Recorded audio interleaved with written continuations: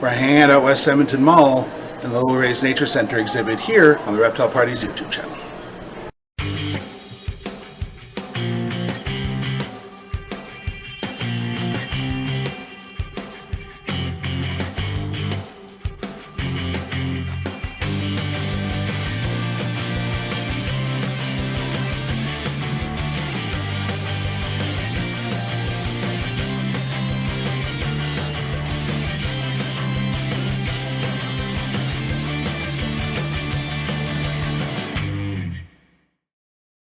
Hi everyone, welcome to another edition of the YouTube channel for Reptile Parties and the YYC Nature Center in Calgary, Alberta.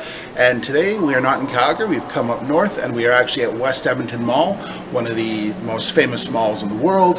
And they have a new attraction here, a new exhibit from our friends at Little Rays Nature Center out in Ottawa and Hamilton.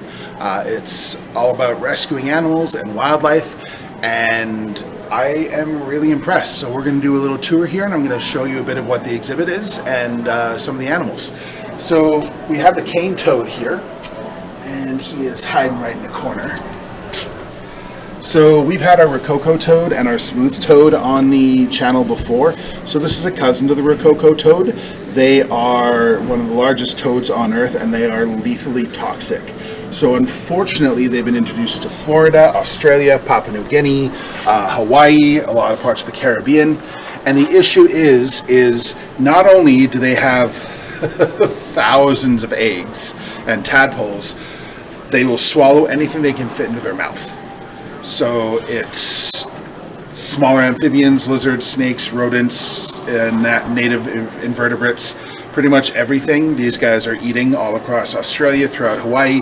But as well, they are lethally poisonous. They are the most poisonous species of toad on Earth.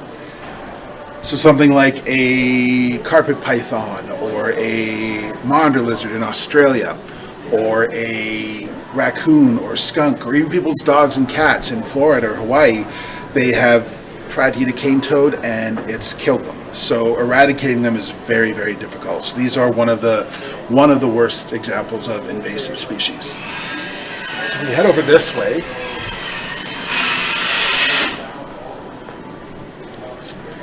I love what they're doing here with conservation stories and information. So the Orinoco Crocodile, they don't actually have one, but they have worked with Orinoco Crocodiles in the past. I probably talked in the channel about how they helped move Orinoco Crocodiles from Welland, Ontario down to Brownsville, Texas. So these are them. So critically endangered species found in Venezuela, South America, in Colombia, and they're massive. They're a massive, massive crocodile. The ones that I got to meet in Welland, one was almost 20 feet and over 1,000 pounds. So you can imagine how challenging that was to move them. But a lot of the stories that they have here is on conservation of them.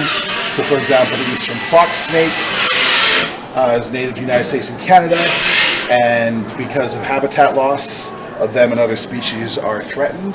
And they have a western fox snake buried in the substrate here. He's hiding, so I'm not sure you're going to see him. Alright, so I dug him out. So it's actually a gray rat snake. Signage is important, and they do have it up here, so it's on the other side of the habitat. So they will use animals that kind of represent similar species like fox snakes. The gray rat snakes can get up to 8 feet long, so this is not a really large specimen. Most of them around that 3-foot range. They are found in Canada and down in the United States. And our native species, like rat snakes and bull snakes, their primary diet is going to be things like rodents, birds, eggs, frogs, toads. So these guys are excellent climbers. You can see inside his habitat, he's got lots of branches he can climb up and he can bask on. And they can actually kind of flatten out their body and make themselves stretched out to be able to better balance on trees. And just take a look at this. This is a gorgeous, gorgeous snake.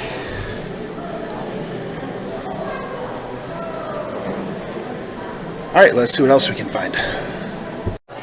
So one of the cool things about exhibits like this, and it's one of the things we're kind of building with our nature center as well, is biological artifacts. One of the common things that people think is that turtles can take off their shell, that it's not part of their body. Well, this very clearly shows you what is under the shell. It is like muscle, it is their skeleton.